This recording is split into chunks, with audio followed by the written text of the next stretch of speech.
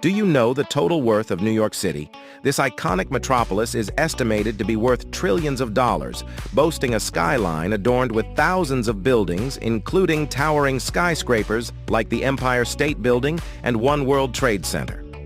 Founded in the early 17th century as New Amsterdam by Dutch colonists, New York City has evolved into a global hub of commerce, culture, and diversity. Today, the city is home to over 8 million residents, representing a tapestry of cultures from around the world. With its bustling streets, renowned landmarks, vibrant art scene, and world-class cuisine, New York City remains an unrivaled symbol of ambition and opportunity, captivating millions with its dynamic energy and endless possibilities.